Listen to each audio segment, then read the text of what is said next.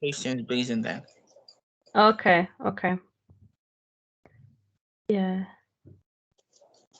Okay. Yeah, it's going. Start recording. Yeah. All right. Hello, everyone. Thank you so much for helping. My name is Ryan Minyama.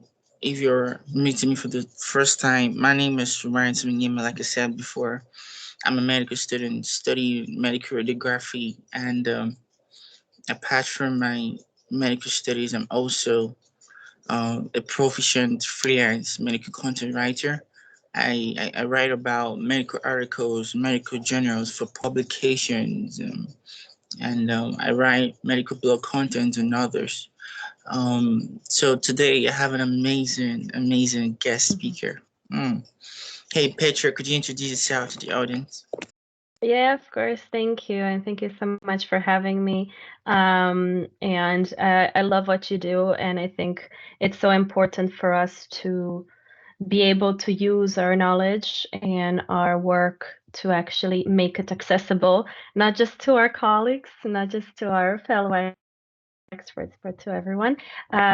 So my name is Petra Salaric. I'm originally from Croatia. I'm a designer, researcher, activist, and a founder of Taboo, which is the first consultancy in the world that specializes in taboo topics. So I want to enable people to have a safe space and easier ways to have those difficult conversations in order for us to actually achieve the life that we want and to break those walls of stigma. Yeah, in a nutshell. And you're really doing an amazing job, and kudos to you. So I want to put a disclaimer out there. If I'm looking down words, right, I'm reading the questions to Mhm. her. All right.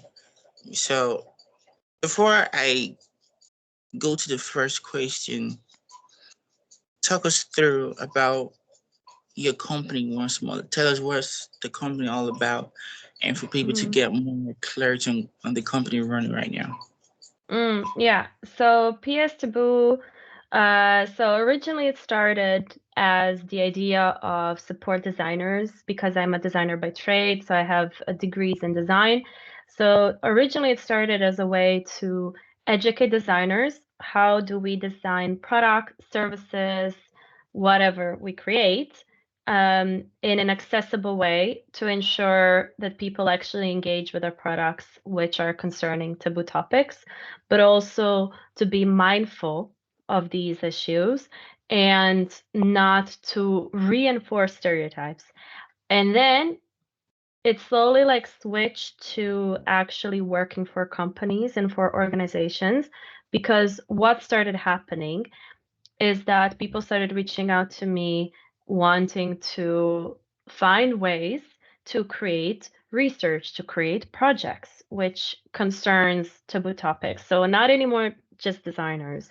And then out of a sudden it switched to people asking me questions about how do we have conversations around taboos? How do we address possible racism? How do we come to one another mindfully based on our differences? So out of a sudden, it wasn't just about projects, about products. It was actually falling down to conversations and how to have difficult conversations. And when I actually started creating workshops for people in this work settings and how to have difficult conversations, very quickly I got to realize that they're not maybe just talking about work situations, they're actually talking about the most intimate, personal stuff. And so currently, PS Taboo is actually very diverse. So I do go to companies, I deliver talks, I deliver workshops for team building, but I also offer monthly LinkedIn Lives with experts where we dissect each month every different taboo topics. Something I'm really happy about is that we have very diverse panels. So people from different countries, often with different perspectives as well, to analyze and dissect taboos, but also workshops which anyone can apply to, where we speak about taboos in our lives. So, for example, now we're doing, me and I call her my work wife, my friend and colleague Polina. She's a EDI advocate and a brand partnership expert. We actually got a really cool brand on board, but I'm not sharing that yet because it's not out there. But it's like a woman in taboos circle, where because unfortunately for people who menstruate, we do have more taboos than any other than men do, and we are creating that safe space for us to speak about our experiences, because what falls down and what is, like, let's say, tagline mission of PS Taboo is to create a safe space for us to have that difficult conversation in order to enable transformation in life. Because without us directly confronting and addressing taboos, we cannot have the life that we want. We can't if we don't actually go deep down into those uncomfortable conversations, difficult topics that we often do not speak about, we don't talk about. We cannot actually even see and analyze what is the relationship that we have with that topic. And without that, we also don't have the control over these topics. Then who has is actually the stigma, it is the taboo, and we're living our life on autopilot. So that is the aim, is to have that space, have those conversations so that we can actually go and see how we want to live. Wow. Petra, thank you so much for sharing, the values, your company offers to people and to the society at large. So, the works you and your company do is an amazing thing. Thank you. Taboo and racism and all the stuffs are really sensitive topics to and talk about. And your company is already being the voice of the voiceless, talking about these challenging topics for the Mm. audience to, or for the people or the society at large to get more clarity on those things. And thank you so much for Mhm. that.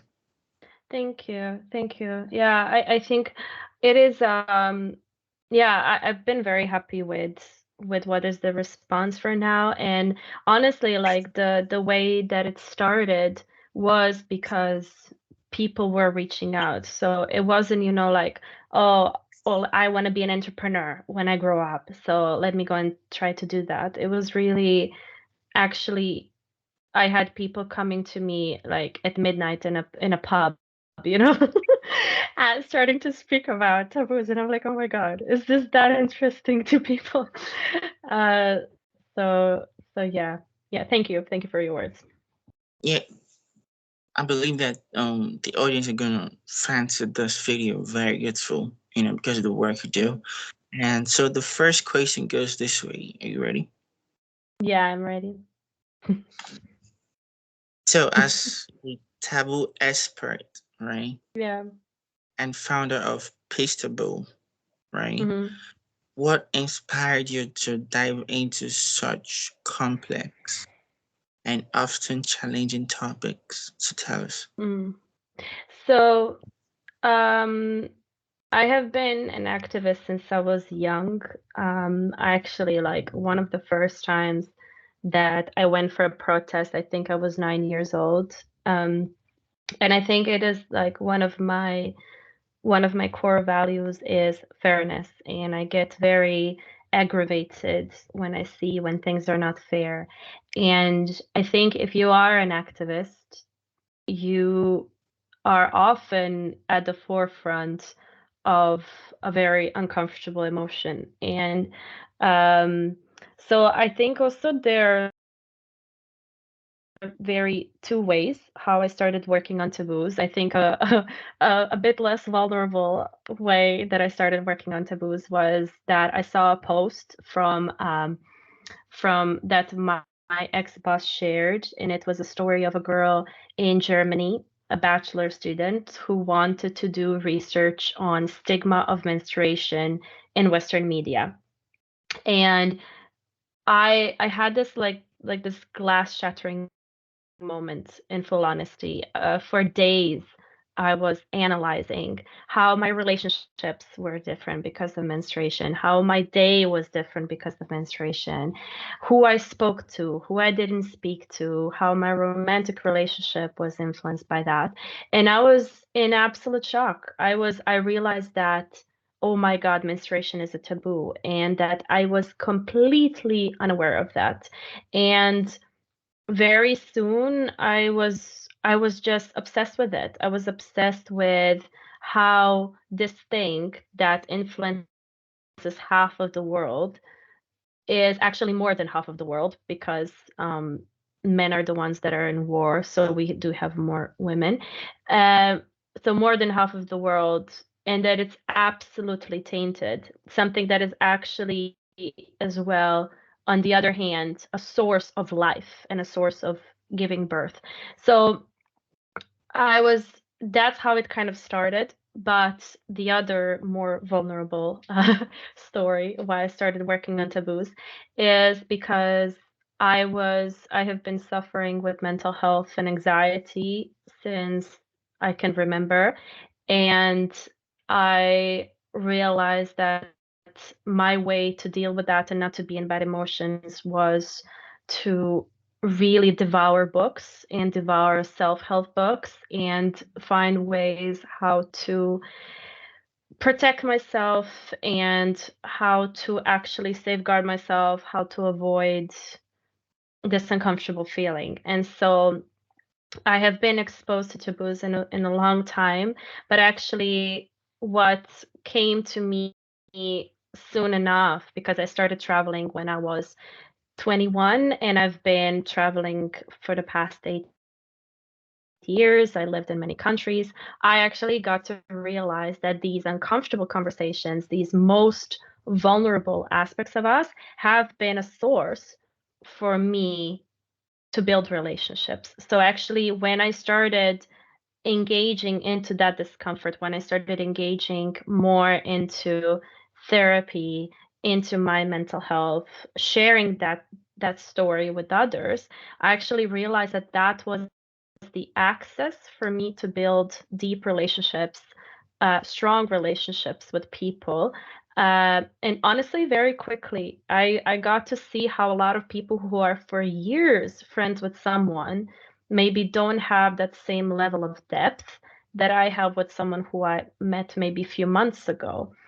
And so it kind of had like this, it was first pain, and then it was actually the wealth and power to really create good, sustainable, honest, vulnerable relationships.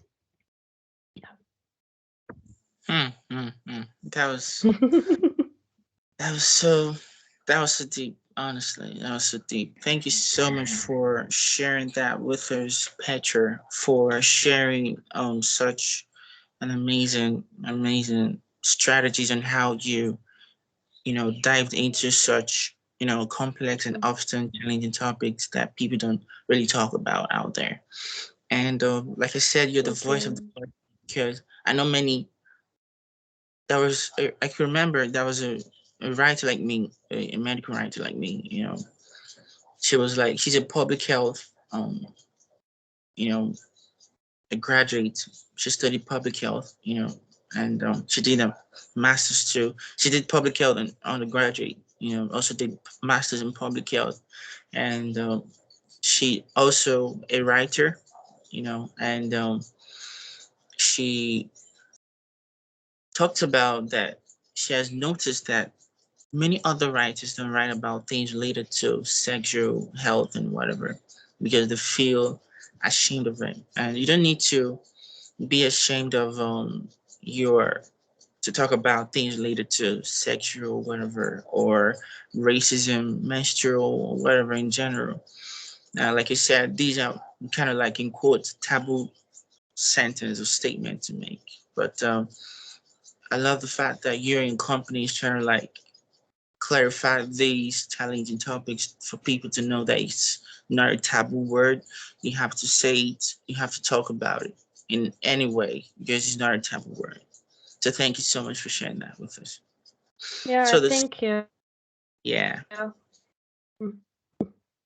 Are you ready for the Yeah, second I question? wanted to just I am, but I wanted to a bit mess up with your questions because I had something to add to that when it comes to taboo and the medical aspect. Because and what you asked me also, you know, why do I work on taboos? And I think something that is really relevant for the society and for the world is that you have data to show this, how do I say this politely? The things that are not working in the world that are really bad are taboo topics.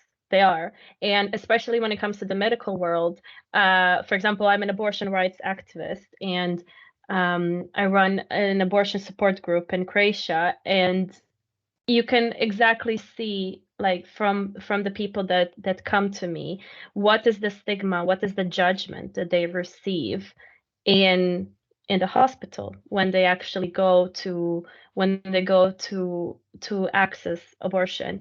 And it is not surprising that, for example, in a country that is Croatia, which is extremely Catholic, that you don't have the same access to conduct abortion in the safety of your home as you, for example, have in the UK, or the fact that when it comes to contraception, you were mentioning about, you know, about sex and the fact that contraception, for example, if you access NHS website, which is the UK medical website, you will see that it has not changed since 2014. So since 2014, that has been the same access to the same types of contraception, where there are 6, 7 listed for women, each one of them that can actually damage your health to a massive degree, each one of them. So you have, for example, the coil, which you know better than I do, is like it's a very often type, and we have 2 types, which is hormonal, non-hormonal, and you actually have a lot of women that end up in the hospital because of it. But if you go to men's contraception, you have 2 types of contraception: condom and vasectomy. And the reasons that they say that nothing has been made for contraception is because all of the types of contraception that have been investigated for men damage their health. What are we talking about?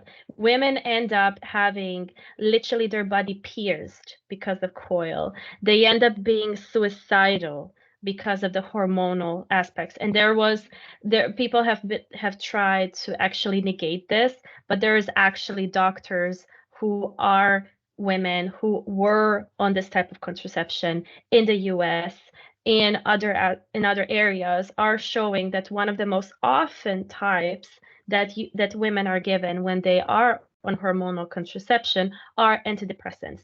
And now you tell me, how is this not reflection of our society? It is. The fact that abortion is a taboo also shows that there are 65 countries out of 195 that are allowing legal abortion. And legal abortion, there's never a simple way to get abortion in any country that is legalized. Like 65, that is less than a half. You know, and then you have, for example, endometriosis that was named as one of the most painful types that a human body can experience, next to breaking of the bones and a heart attack. And it's still under research, and it takes about 8 years to 10 years for women to be diagnosed with endometriosis. In 2024, still the only way for women to know that they have endometriosis is by having them literally cut and open. Now in France, there's most recently that has been found that a way to know that you have endometriosis is with the saliva. However, that is not covered by health insurance. that women need to actually go and pay. So it's incredible. It's incredible. And the same thing, for example, there's data that shows that people who are obese, they get less well health and support than people who aren't.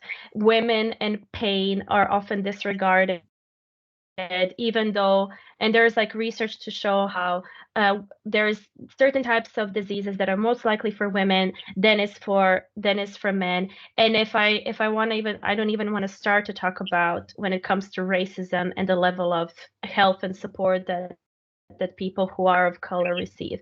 So if we want to find what is wrong in this world, you just freaking gotta go and check the taboos, because that is literally going to be your blueprint to see where there is an inequalities. And you would think that the medical health aspect is going to be the ones that are, you give an oath, so you're going to help people.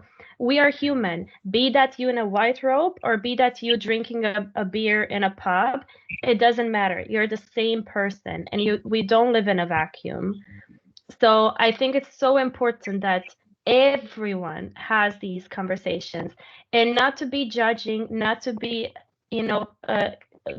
guilt tripping yourself, because you're human and every person has a bias.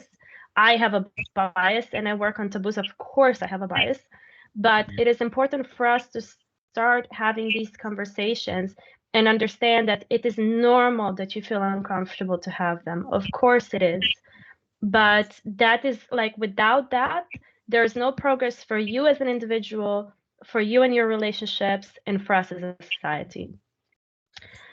So I went very emotional on that, but yeah. I was so deep in that word, and I believe that the audience will get more enlightened about those things you mentioned. Thank you so.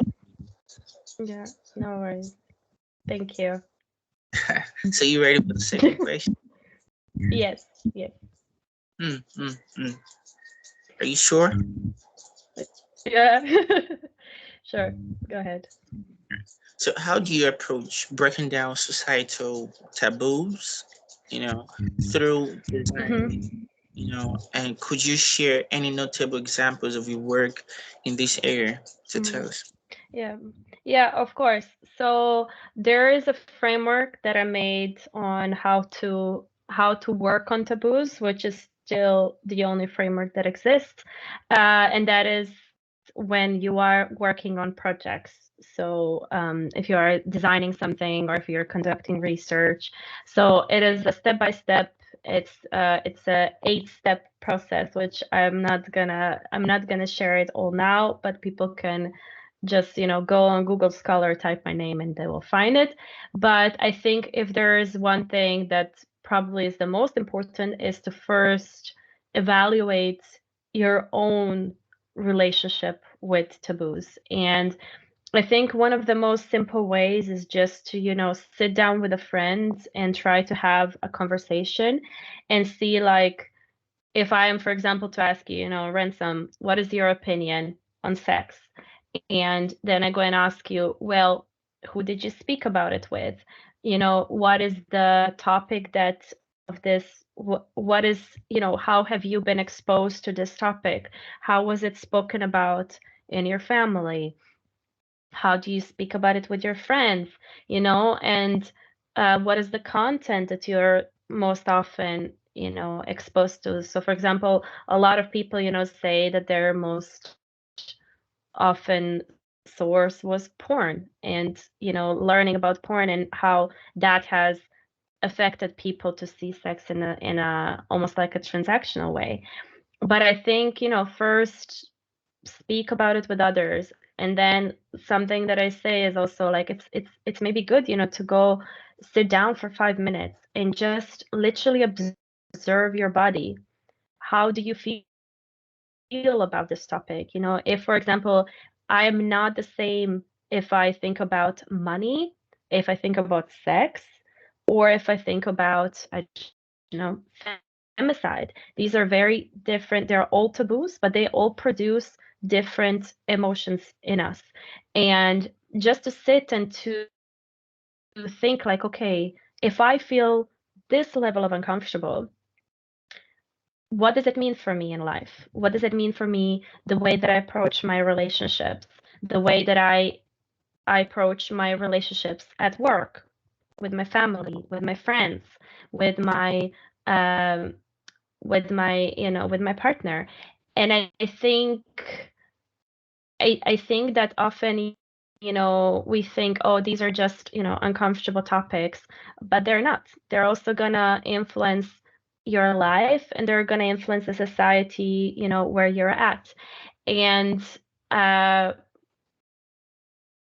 and something that I always say, like, taboos are the way to liberation. And the reason is because the topic that you have, it is not the one, like, your relationship with taboos is not the one that you have created. It is completely societal. If I was born, for example, in Scandinavia, I would have a very different relationship with something than, for example, if I was born in India. And that's a fact. The way that we view things is influenced by our society. It's influenced by beliefs. It's influenced by values, by religion, and it's also something that changes even through a decade. So there is research that was done in my home country of Croatia, and they actually saw that from 1993 until 2013, values that people have about certain topics, not that they have changed, they were diametrically opposite. Diametrically opposite. So we also have these changes through our lives, and one topic is probably more important to me at one aspect of my life than in another. But just sometimes I think very simple, like even sitting down, creating a mind map. What are some elements that are here? And just even, to think about for a few minutes, how would I live if there were no taboos? How would I live if I could go outside and speak about things in whatever way I wanted? You cannot imagine that. I can't imagine that. But then when I realize, wait, I can't, is a very, like, it's a very interesting thing to think about, because then you can also say, well, there must be some space between, not being able to talk and fully being able to talk. There must be some space that I can do something about this, and how I can create that life. Yeah. Wow. Thank you so much, Petra, for explaining that first. How you approach breaking down these societal taboos, through your work as a designer, and also sharing some notable examples of your work in this area. Thank you so much for sharing that. Thank you. So, are you ready for the third question? Yes, go ahead. On a scale of 5, how ready are you? Sorry, on a scale of 5, How ready are you? Yeah. how am I really? I would say probably a 3. Mm, mm, mm. Close enough, Yeah, though. yeah, So, yeah, you ready? yeah. So, what role do you believe research? First of all, before I talk about this third question, I see you very Mm. good, great. When I say great, good, amazing, awesome researcher, right? I hope so.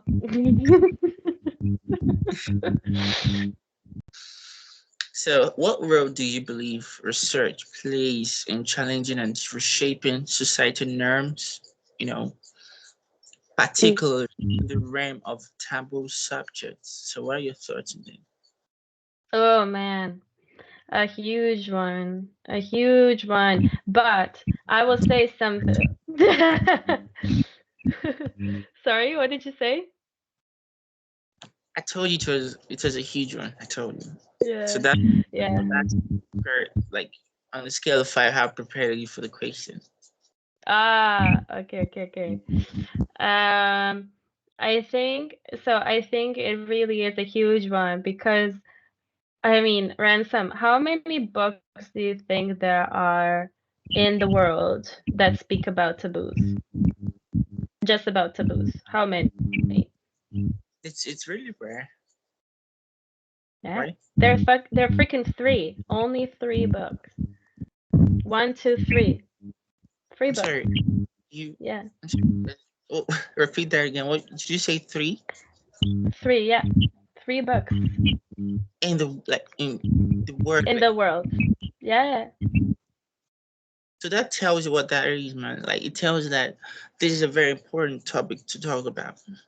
Yeah, yeah. So I mean, now people like who will be watching this, they will say, "Oh no, there's about this, there's about that." Yeah, I'm saying, yeah, yeah, about taboos, like in general, taboos and how we approach them. There are only 3, and one of them is in German, and it's not translated, and it's I think from 1920s. So I think that it's really really important for us to get that data and to be able to investigate how they influence us, how they influence the society, what can we do to change, etc.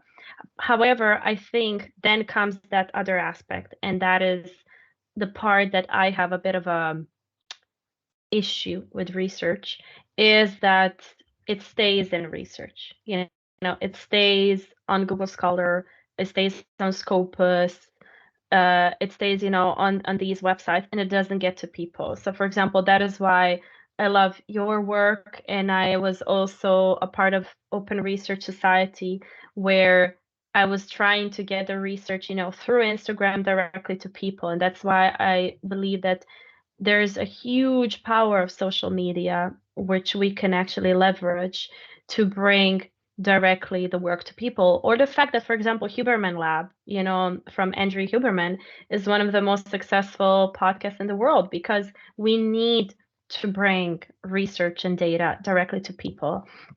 So I think, yes, research is essential for us to actually get to know the status in the world, so that we actually get those data, and so that we can actually go to the government, to decision making bodies, and say, listen, you need to make a difference, on this point.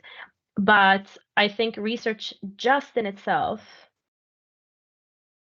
is not enough. So I think there is this, it needs to be this gathered work. Yeah. Wow. Don't you agree? You made me speechless right now. I don't know what to say.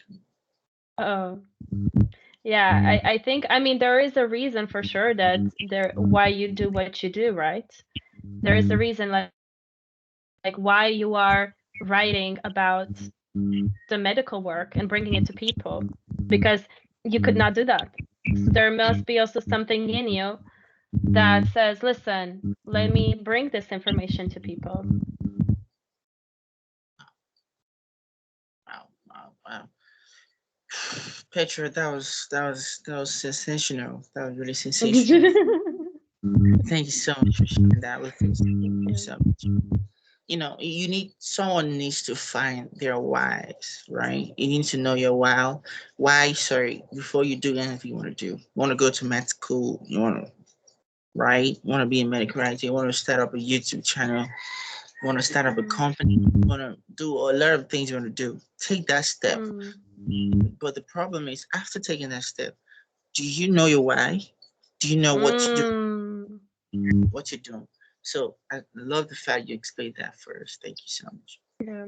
Yeah. No, I think without your why, you're also an autopilot, and there is so much findings that actually shows that, you can have all the money, you can have everything, but if you don't have your why, if you don't have your purpose. There's this research from Carol Riff, I don't know if you know. She speaks about psychological well-being, and she actually showed how objective well-being, this very simplistic view of the Maslow hierarchy of needs.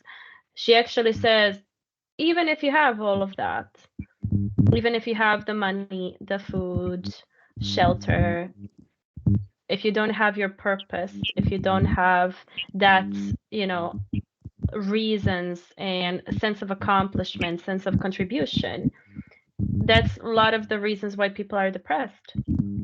You gotta have your way. Absolutely. Yeah. Thank you Yeah. so much for being there with us. So you ready for the fourth question? Yes, I am. Fire away. I'm sorry. Well, explain what that means to be before I move into the fourth question. Activist. Sure. What does it mean to be an activist? What does that mean? What does it mean? To be an activist means that you are fighting for something that you believe in, and it's often it's voluntary. You're not paid for it at all. Mm. And yeah, and it's usually, it's always for the greater good, and you can be an activist for animal rights. I'm a feminist, so I fight for equal rights. Yeah. So what you mean is protesting? Someone protesting is an act of activism, right? A what? Sorry? Someone protesting, you protested for something. Does it showcase Test. an act? Yeah, yeah, yeah. Are you sure? Yeah, yeah, definitely. I think so. Yeah, yeah. Hmm. I would say so. Yeah, yeah, yeah. So that brings us to the fourth question, right? As an activist, right? Mm-hmm. What strategy do you find most effective in advocating for Mm-hmm. change and promoting awareness around taboo issues? So tell us. Mm. Uh, the most effective. Mm. I think the answer that I'm gonna give is not the one that I thought I was gonna give, but I would, okay, I would say two, but one I'm not that good at. Um, so one is definitely sharing data, sharing stories. I think that some of the most best speakers are amazing storytellers, where they get you into the shoes and allows you to relate and empathize, provides you space to be able to empathize with the cause. Um, and I would say, from what I've seen, definitely is that on social media, I've been sharing a lot and the data and stories and insights. However, something that is the problem with social media is that it's a lot of this space of echo chambers. So the algorithm just shows you with who you align with, who you relate to. Um, and so I actually don't know if people who didn't relate to the story or to the information have their thoughts changed. So that I don't have the info. And I think by far probably the most effective way is to be able to sit down with people you don't agree with and have that conversation and have that safe space, because I don't believe that people are evil. I don't believe that people are malicious. I think that if they are, it comes from the fact that they feel unheard, unseen, and a lot of trauma. A lot of trauma. I have been fascinated by the amount in the last few years that I've seen that any fight that I have with people or arguments has almost never to do with the topic that you're talking about. Almost never. It has to do with people acting from their wounds, from their unheard, unmet needs, and pains from the past that they haven't dealt with. So I think if we are able to sit down with people that we truly disagree with and have a calm, open, empathetic conversation, that is a space for change. However, as I said, I'm not that good at that. I'm still trying to learn how to do that, because as a feminist, what I see in that moment is that another person doesn't view me as an equal, because the fact is that there is in this world, I think like half the number of countries where I would be equal to a man in court. Only half. Like, that's insane. That's insane. And so yeah, so it's not easy, as I said, but it's probably the most effective. Sitting down and actually trying to understand the other person and where they're coming from. Amazing, Yeah. amazing. Sure. Thank you so much. You've been an amazing Mhm. guest here thus far. Oh, And thank we you. have just two questions left for the audience to get more clarity on that. So, have you been to the Mm. UK? I lived in UK for 3.5 years. Yeah. Mm, mm, mm. Yeah. Did my Amazing. PhD there. Wow, Yeah. please, what course did you do? I did in design. Oh, Design. I investigated, yeah.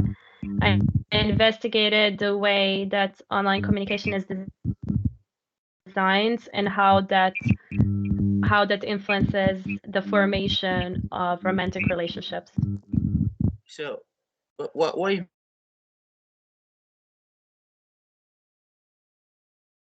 first? Um, Hello. okay, yeah, you're back. Yeah. What university did you go do your PhD in the UK? What got me to there? Why I wanted to do a PhD? No, what university did you go do your PhD? Aha. Sorry, yeah, it broke, so I didn't hear. It was in Loughborough University. Mm, mm, mm, mm. It's in the Wow. middle. Not those fancy Yeah, you went to the university schools. can afford. Sorry. You went to the university can afford, right? Yeah, yeah. No, no. Luckily, I got a scholarship. Otherwise, I wouldn't do that. Yeah, No way. PhD degree, they do have a lot of scholarship attached to it. Mm-mm. Yeah, there. Yeah, UK provides a lot of scholarships, but I always say go to the country which actually pays you a wage to do research. Amazing. Yeah, thank you so much for sharing Yeah, that. So yeah. the fifth question goes this way. Could you discuss your experience? Could you discuss your experience as a Mhm. UN Women UK delegate? Wow. And the impact it has had on the Mhm. advocacy Yeah, work. Tell us what that yeah, means to be yeah, UN Women UK delegate and yeah, how it impacted you and your work in general. yeah. Well, I feel super fancy when you said that, but I think that the experience, oh, it has been absolutely amazing, and I'm so thankful for the UN Women UK for allowing such a huge number to join and to have that space to learn and to share the oops, you are okay, you're here. Um, yeah, it just froze for a second. So it has been truly amazing, and I think privilege is not even the word that can do it justice. Um, I got to be in online rooms of where some of the most impactful people have been um, sharing the insights, sharing their work. I got to connect with an immense amount of, similar thinkers. I got to build some relationships where, we get to collaborate right now. You really get to enter this insane network who come from from all of the areas. Like, I connected with a person who is like working in BBC, and someone who is working in and who is a writer, or another person who is, you know, also a large number of students are there as well. And then really like impactful people and lawyers, etc. And also you get to be in a room to hear what is the missions of different countries. And you really get to have this global view of the issue, of the topic. Um, and and I think just to see that is inspiring, and to learn how some of the policies and how some of the missions are made and discussed is incredible. And I think what it did for me and for my advocacy is that I got to know really the data and the numbers that are going around in the world, and just to be inspired, I think, and to have that network is incredible. um, I also think, in full honesty, also sometimes being in that space, creating such changes are very slow. If you are like, I remember when I was part of an office where we were applying for grants and funding to create these projects, that takes years, like years. It takes about 2 years just to do these writing up of the grants, then 1 year to make, you know, to waiting for such changes, and then another 3-4 years to actually implement them, and then to after that to see the after effect. So I think being in that space is also beautiful, and it's very privileged, and it's very honorable. But on the other hand, I also think we need, if we want to create an impact, we need to act on all fronts. That is my view. Yeah. Amazing. Do they have UN men UK delegates? Yes, yes, they actually really request that. They ask for more and more men to apply, because I mean it's ridiculous that in 2024 we still think that the situation for women is gonna change only by women. No, we need men. So there is luckily some allies, and that are men and that are joining to learn how they can be of support to creating the change.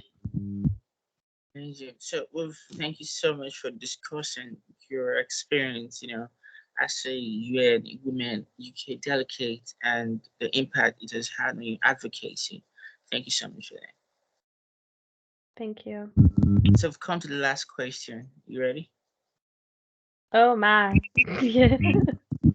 Yeah. So, in a nutshell, right, what advice would you give to individuals looking to become more engaged in activism and advocacy, particularly in addressing Mm. topics? So, in a nutshell, tell me. Yeah. I think there are two things that comes to my mind immediately. One is be prepared that you're going to be uncomfortable, and that is okay.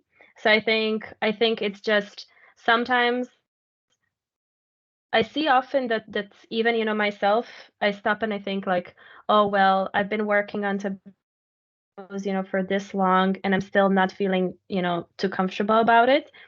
And then it's impossible for you to feel comfortable, because I think something that people often forget is that we are community animals. We are wired to want to belong. We are wired to want to feel accepted, protected by people.